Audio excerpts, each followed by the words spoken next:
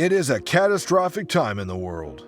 While we were still dealing with the aftermath of COVID-19, Russia decided to declare war on Ukraine. While we were still healing from the wounds of the virus, bombs started landing and blood started boiling like water. Who is responsible? How did this all get started? There are innumerable questions that the general public has for the authorities. Where did the peace treaties go wrong, and why did the general public, who's done nothing wrong, pay the price?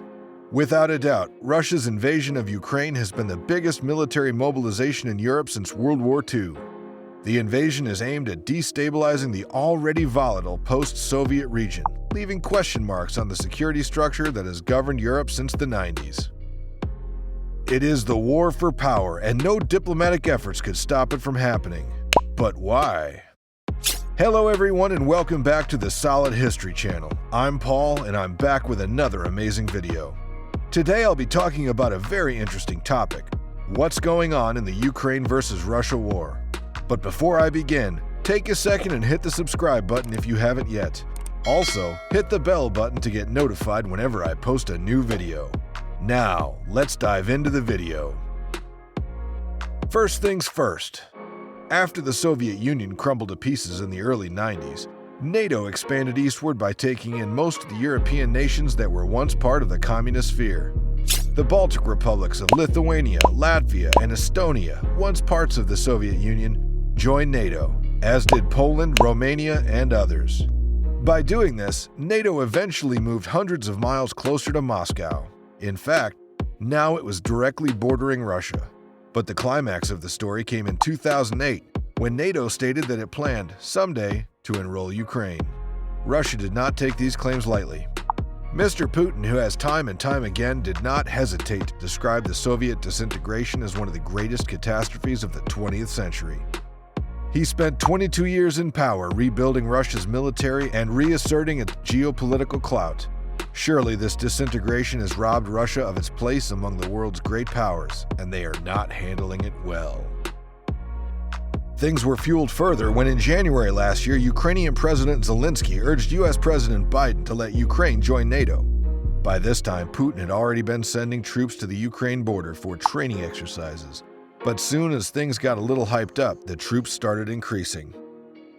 And as expected, the US media and officials took notice of these increasing troops, and in fact, by December, they began hyping up the deployment of the Russian troops, and Biden warned of severe sanctions if Russia invaded Ukraine. The Russian president is of the view that NATO's expansion is menacing, and the prospect of Ukraine joining it is a major threat to their security. And it's no surprise that with Russia's assertive and stronger military growth, his complaints about NATO have grown most strident.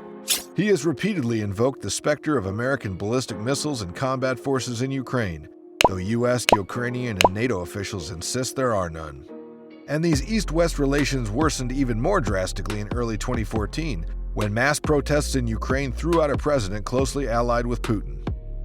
The war took on in full swing by 2021, and the Russian military has targeted critical infrastructure like airports with airstrikes and has launched more than 400 missiles. Primarily, Russia has targeted Kyiv's outskirts in southern Ukraine, including the major city of Mariupol, and in the eastern Ukraine around Kharkiv, the country's second largest city. No efforts carried out so far have been successful in sieging the war. On February 28, high-level officials from Russia and Ukraine met at the Ukraine-Belarus border, and again on March 3.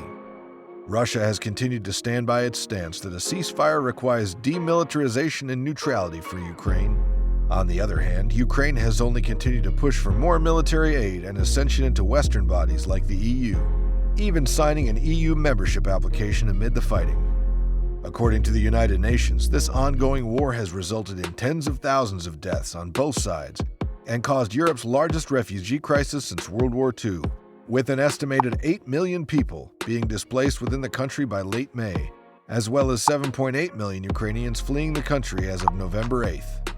Apart from that, Ukraine's nuclear power station has been under Russian control since soon after it invaded the country, and fighting and explosions near the plant pose a great threat to a potentially catastrophic nuclear disaster at the site. Both countries had signed the Minsk Peace Accord to stop armed conflict in East Ukraine, including the Donbas region. But as the conflict has continued, Russia says it's sending peacekeepers to the region where the conflict is brewing. Nevertheless, the West says it's another of Russia's tactics to divert attention from the main issue, and in fact, calls it a smokescreen by Moscow to occupy sovereign territory. Tensions in the region have started to impact the European Union, and that is they have decided to join hands with the US and NATO to announce severe sanctions against Russia. Russia has also had to face its fair share of killings, as many of its soldiers also died while fighting at the main fronts. Ukraine claims that it's downed 5 Russian planes and a helicopter in east of the country, according to the Joint Forces Command. In the area of the Joint Forces operation, 5 planes and a helicopter of the aggressives were shot down, the Army General Staff said. But the true picture is until today, Moscow has been unable to get the swift victory it anticipated and has failed to capture major cities across the country, including Kyiv, the capital. But this isn't enough to drag our attention away from the fact that Russia has superior military might, and Mr. Putin has indicated that his ultimate goal is to capture Kyiv, topple Ukraine's democratically elected government, and bring the country into Russian power. But it has been indicated by the US intelligence agencies that Mr. Putin isn't very happy with the way the war is progressing, and is, in fact, frustrated by the slow pace of the military advance. Russian commanders are now hesitating to increasingly launch intensifying indiscriminate attacks on civilian targets and infrastructure, and resorting to tactics used in previous wars with Chechnya and Syria. Mariupol, Kharkiv, Chernihiv, Sumy, Okitra, Hostomel, Irpin, the list of Ukrainian cities turned to ruins keeps growing. Despite several rounds of diplomatic talks between Russia and Ukraine, the war is still on. The United States and European Union have mobilized and imposed some of the toughest economic sanctions ever imposed on Putin's government. Hundreds of Western businesses, manufacturers, oil companies, retailers, and fast food chains like McDonald's have stopped their operations in Russia, turning back the clock on opening the country to the West. But nothing seems to fill up Mr. Putin's urge for power. At the moment, no conclusion to the war seems imminent, and some experts even predict that the war could go on until one of the nations is completely wiped from the map. Who would it be? Did you enjoy this video? Let me know in the comments below. Also, check my channel for more amazing videos. Don't forget to subscribe, like, and hit that bell button to get notified about the latest video. I'll be back with more amazing content soon. Thanks for watching. Goodbye.